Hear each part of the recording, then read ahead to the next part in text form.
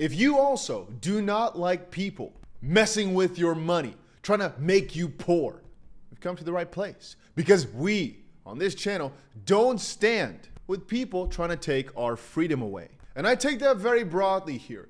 Gary Gensler at the SEC is trying to destroy crypto. And the way I see crypto is absolute freedom of money. They can never decide to block me from transacting some Bitcoin. They can never say, oh, you can't move that Bitcoin to this or that country. I can do whatever I want. And even though I understand that in the United States, there must be some proper rules made for it, we're not going to tell you what the rules are, but we're going to sue you is not the way to go. And earlier we talked about it hitting the mainstream. It's happened. Even Fortune is now talking about how Gensler can destroy the United States. As throughout the last couple of years, it's been predicted that the moment that the United States turns against these freedoms, so to speak, they're not killing the freedom, they're hurting the people in their country and the country as a whole. Right now, the United States is not stopping me, somebody who lives in Dubai, from making money with these cryptos, or theoretically speaking, making my own crypto and spreading that to 95% of the world. 95% of the entire population can still participate. It's just the United States. And that also means that most of these United States companies now have no choice to operate except for moving abroad. But what does that mean? Well, that means they're not a United States company anymore. And what would happen if they did this in the bigger tech area with Apple and some of these behemoths? The entire balance sheet of the United States would look different had they done this with some of the major companies that exist today. But right now they're trying to do it to crypto, which I personally believe will make up the top of the top market cap in the next decade or two, besides the AI companies. But they're trying to basically get those to move abroad to Asia or wherever. You have to understand though that even though they can kill their own country and their production and etc., they can't really destroy crypto. The United States is small, but even if they were huge, we've seen the biggest exchanges in crypto crash, come, go. It doesn't matter. Crypto will survive. Anybody telling you different, smack him in the face. Don't do that, but it's funny to say. I would even kind of agree with 18 Decimals, who says, I wouldn't even bother with the US if I were you. But I commend you for having tried. The thing is, we don't need the United States as a crypto army. It's just nice for the people that live there to have this ability for financial freedom, ability to invest in whatever they want, but it's not necessary. Again, the way we view it is just a political game over there. None of these entities want to see you make a ton of money, but they all want to reap the benefits. The SEC wants to be the one to take it all down and grab the credits for it. The IRS wants to make sure that you always pay your taxes. CFTC probably wants to steal some SEC glory in this whole debacle, or potentially have it under their arm, because then there would be more money transferred within their arm, which again will make them look better. Point being, quote, the lawsuits this week have set up high-stakes battle that will engage all three branches of U.S. government in a competition for power and determine whether the crypto industry will decamp the U.S. for good. Said by Michael J. Cassie, the chief content officer at CoinDesk. Also, at the same time, like I said before, there is heavy pressure from the SEC, and right now it's become official. Cardano founder DOJ Charles tells Fox in a response to Robinhood, whom I already told you was going to be delisting all these risky cryptocurrencies that have been alleged to be securities, are now officially taken off Cardano, Solana, and Matic. They're a little bit of a day late to the party, or 2 days even. I think we've been covering that for 2 days. It's not surprising that when there's a lack of clarity, contradictory guidance, and a culture of fear instead of collaboration with regulators, that some entities will choose to simply start leaving markets entirely. And even Stuart Alderwoody, the chief legal officer at Ripple, said, this week we saw the SEC bet on a strategy of shock and awe, which again worked for the major banks that were supporting Binance, worked for major facilitators of crypto transactions like Robinhood. My money remains all in on the rule of law, as at the end of the day, these are only allegations. Get this straight. The SEC means frick all. This crypto sector, multi-trillion dollars. You think the SEC as a small teeny-whiny-tiny little entity is gonna hurt that? In the short term, Maybe. But over the longer term, they don't decide. They don't make the freaking rules. I mean, specifically in the United States, they've refused to make rules, I'd rather say. And like we saw John Deeden say a little bit earlier, it's all up to the judge. The SEC can make these allegations. They can keep shouting whatever they want, but it's all up to the judge to make the decision. At the same time, the stakes keep on getting higher and higher for Ripple and XRP. As right now for Cardano, Solana, and Matic, it's becoming pretty serious, right? As they're going to be delisted from Robinhood. And since Coinbase said they will not be delisting a lot of these cryptos, where does that place XRP then? Is Coinbase going to be standing firm and getting XRP back on there because screw the SEC's policy of regulation by enforcement? Are Cardano, Solana, and everybody going to stand up even firmer now too? I mean, we've seen both Charles Hoskinson and the guys of Solana say that they don't agree with this determination. Like they would ever say that they do agree. They would never say that, obviously. But they have made a statement to say, hey, we do not agree with the SEC. It made me think, right? If every single entity in the cryptocurrency space that's really in there does not agree with the SEC and what they're doing, right? We've already had 75,000 people co-sign John's motion to intervene in the Ripple versus SEC lawsuit. If every single person is so against their way of operating, shouldn't that like ring all of the alarm bells possible? Because the SEC is supposed to protect investors. If every single investor disagrees with their policy, shouldn't there be a protocol in place to make sure, like Operation X, Operation Zero, whatever, where all of a sudden, you know, they make sure that something gets done about it because apparently they messed up? But no, that doesn't seem to be the case. What seems to be the case, though, is that you've still not pressed that like button. I just noticed that. If you can quickly press it, that will be awesome. I will give you absolutely nothing in return except for my time and my information. If there's anything else you want me to talk about, you can always let me know in the comment section, but that's besides the point. Make sure you press that like button if you enjoy the content. You appreciate it. Now to get back to it, why the Ripple case is so important. Whatever comes out of that case will decide what's going to happen to Binance and Coinbase, period.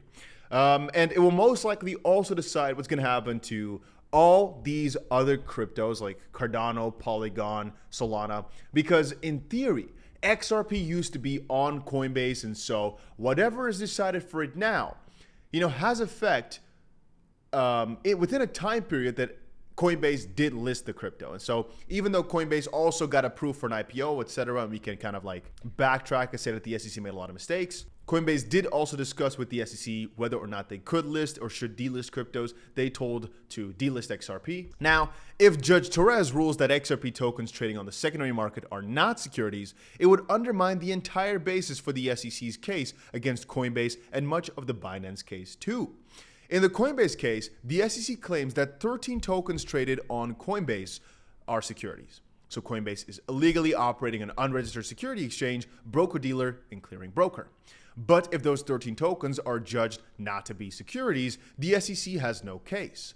Before anyone gets too excited, a ruling by Judge Torres would not be binding precedent in other cases, meaning other judges will not be bound to rule the same way. But, logically speaking, let's get to that later. Only decisions of the courts of appeals and the Supreme Court are binding on lower court judges. Since this is the same level, it does not matter. Here's what is interesting. This is the but. The Judge Reardon assigned to the Coinbase case is brand new, only been a judge for 6 months. Judge Reardon works in the same court in Lower Manhattan with Judge Torres, the one that's heading over the Ripple case. So while a Torres decision on XRP would not be a binding precedent, I do believe Judge Reardon will pay very close attention, logically as well, right? Because XRP used to be on Coinbase, and I'm not sure if it was also on Binance US. I believe so. I believe it was actually. So this is relevant, very relevant. And the reason I didn't mention it is because of all these risks that we mentioned out earlier. Anyway, I do believe Judge Reardon will pay very close attention to Judge Torres' legal reasoning in ruling whether XRP is or is not a security. And I believe Judge Reardon would follow the same reasoning as she analyzes whether the 13 tokens cited in the Coinbase complaint are securities. And this dynamic, of course, works both ways. If Judge Torres rules that XRP traded tokens on secondary markets are securities, probably this judge will also not be too happy with it. And a few caveats are in order. The Binance case is not quite as simple because unlike Coinbase, it did issue its own token, and Binance will be hoping Judge Therese rules that Ripple's own issuance and sales of XRP do not qualify as security offerings. So that's, again, a layer deeper and a layer more difficult for Binance specifically. And as another caveat, with respect to Coinbase, the SEC could still argue that staking as a service qualifies as a securities offering, even if Judge Reardon rules that the 13 listed tokens are not securities, but the rest of the SEC's case would be gutted. Final caveat, judges within the same court do disagree with one another on occasion, but I believe Judge Reardon, with only 6 months on the job, is not likely to disagree with the legal reasoning of her experienced fellow judge in such an enormously consequential case. Bottom line, whichever way these early court rulings go, we should expect to see years of appeals. And what that's referring to is, regardless of what the initial outcome by the judge is, either party will most likely say, we don't agree, let's take it a step higher. And that will most likely make sure these drag on and become let's call it single, but potentially multi-billion-dollar legal fee structures. And put it into the years, right? It's not going to be over in a year or two. It most likely can be over as a first decision in, let's say, a year or two, and then an appeal, which would take another year, if not two, and so forth and so on. It could take a ridiculously long amount of time. Depending on which part of the legal process need to happen, it could literally be so that before everything is finished, we're 7 years into the future. Wouldn't be the craziest of lawsuits, I imagine. Especially as things develop in the crypto space. Things could move quickly though. This case could literally be thrown out if a lot of set of assumptions that the SEC now ruled by next week, for example, on June 13th, where there's going to be another very important meeting. If all these rules or assumptions that we thought of are going to be overturned, meaning that the SEC was basing all the reasonings of suing on assumptions that are now no longer valid, it could be thrown out tomorrow. It's just the fact that the SEC has the power to interpret the law in a way that they want, even though nobody agrees with them, is difficult. But at some point or another, some higher up individual, like we've already been seeing, has to have enough power to say, let's stop this. Let's really sit down and evaluate, because this is hurting millions upon millions of people, costing them billions upon billions of dollars, taking their freedom away, making their lives more miserable rather than better. And most importantly, this is not how you protect investors, by taking all their investment opportunities away from them. And I should also say, man, the amount of comments I see from people quoting different things is insane. One of the things I see a lot of people comment saying, oh, but that's good because it got like 2 million views. Let's quickly see. Oh, it got 5 million views now. Breaking news. This was yesterday, but I decided to not cover it because it was garbage. Gary Gensler has been charged with market manipulation. Coinbase provides evidence of Gary Gensler placing over 2.5 million in Bitcoin shorts just 48 hours ago. And the readers have placed some context now saying, this claim does not include a verifiable source. In addition, a follow-up tweet included a reference to an older story by the same auditor where they claim Gary manipulated markets, but their source was a change.org petition. Consider this fake news until the source is provided. And now actually updating it again, it's got 6.1 million views. Dan here saying, but dude, tell me you wouldn't have climaxed if this were true. It could have really been funny if people found something like this that could let him end up in jail. And I understand that many people are hoping for this to be true. I mean, I saw a lot of comments saying things like that. And he later on even tweeted something else.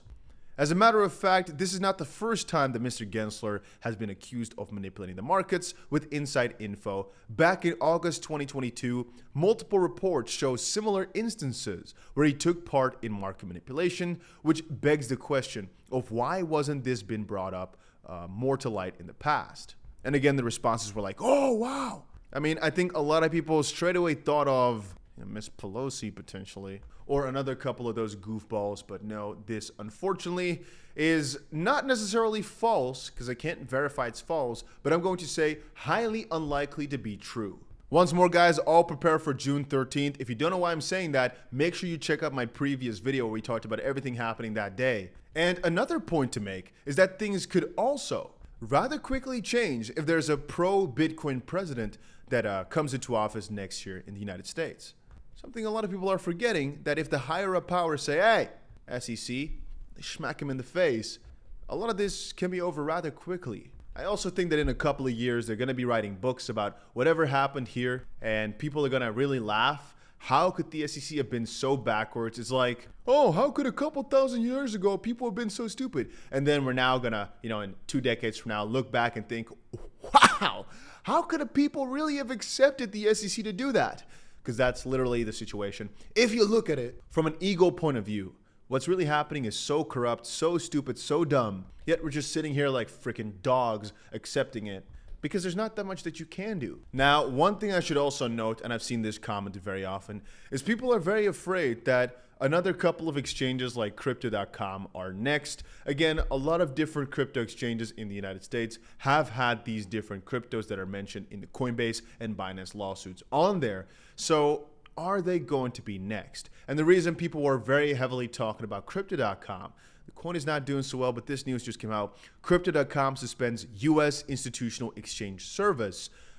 The global cryptocurrency exchange cites limited demand for institutional grade services under current market conditions, which could be true because in the US they're waiting out for clarity, but some are speculating that this is just them preparing for things that are about to hit the fan and they want to get into even more trouble with some of their current partners. And one other piece that was quite popular throughout the last couple of hours was the fact that the Department of Justice unsealed Mt. Gox charges against 2 Russian nationals. These guys were charged with money laundering in connection with the Mt. Gox hack. Again, 600,000 Bitcoins. It basically goes over exactly how they decided to funnel these different coins and what they were charged with, yada, yada, yada. But now officially the Department of Justice has unsealed these charges. I mean, at the end, I personally believe that this is all because they're afraid of people escaping the US dollar trap. That's what I'm going to call it. Because all these major countries, the BRICS countries, we already talked about it, they're all right now as we speak saying, let's rely less on the US dollar. And with the United States now, even in the crypto space, wanting to take their US dollar out of this system, how could you be so crazy? Right now, Binance is to get rid of all their dollar pairs, meaning you cannot trade your Bitcoin, whatever, with dollars anymore, but soon enough, probably with other major pairs, like you can still do in Europe, for example. I'm not so sure how many pairs are still left in Europe, though. Potentially, it's only actually Euro to USDT. But the idea is pretty clear. It's very stupid to take this ability away because that means they have even less reliance on the actual US dollar, especially if they can't take their money out to banks anymore. Even if you want to stop withdrawals, always allow, and that means withdrawals from bank to crypto, or rather we call those deposits most of the time, right? At least allow withdrawals so people can take the money out of crypto. If I was a bank, I'd see it that way, or I'd say, these guys like Gary Gensler. And on a little side note, the SEC can't find Binance CEO CZ, asks court for alternative service. CEO of Binance CZ is rumored to be in Dubai. Well, at least he was quite recently. I don't know where he is today, obviously. I don't speak with him every single day. But with no known base of operations, the SEC wants permission to serve his lawyers on his behalf because his lawyers have a more easy address. It doesn't matter, though. This is not a fuddy piece. A little bit earlier, I had Binance on the phone, not CZ, obviously. But I basically wanted to discuss a couple of different things. And let me tell you, after this call, I'm more convinced they're fine than ever before. All this is a lot of legal nonsense, but at the end of the day, I personally don't think Binance is dumb enough to do things that are actually really bad for the people. I will say, again, they're not angels. They probably were just inside joke and saying, lol, our BNB is actually a security. Well, how are we going to fix that? Because it's unclear, it's the Wild West, and they're also just trying things out, which as of that point were unprecedented territory. That does not mean that the exchange itself commingled funds or did any shady stuff in that department. Again, I cannot say with certainty because at the end of the day, somebody can be lying straight to your face and 99% of the employees won't know what's happening. So to that, I'll say everything could be very, very bad at the top, even though it looks proper. But I don't think these guys are as incompetent as Sam Bankman-Fried, Sam Bankman-Fruder, Sam Bankman-Fraud. And so I think in that department, we're good. With regards to Bitcoin, we've been in an interesting position. hovering at the 200 weekly moving average, again after bouncing off of the 200 daily moving average. And it's still basically what I'm watching right now. We're just watching, are we going to bounce from the 200 weekly moving average, which is exactly the price point that we're at right now? And are we going to be seeing yet another top of potentially $28,500? Or is this FUD too strong, taking the prices back down yet again towards the 200 daily? And if we break down, that will be a continuation of our downwards tops, so to speak. As you can see, we've been in a little bit of a pattern like this. Then again, if you zoom out ever so slightly, you notice that this is mostly the pattern that we're going for. It's towards the upside. I'm still expecting here a little bit of a push towards the upside, as this is more likely. And before I go, I will still quickly say, if you're still looking for a place to trade crypto, make sure you check out the links down below. Those are the exchanges that I personally use. And that's about it. Make sure you've got the notification bell on. Most important part. See you later.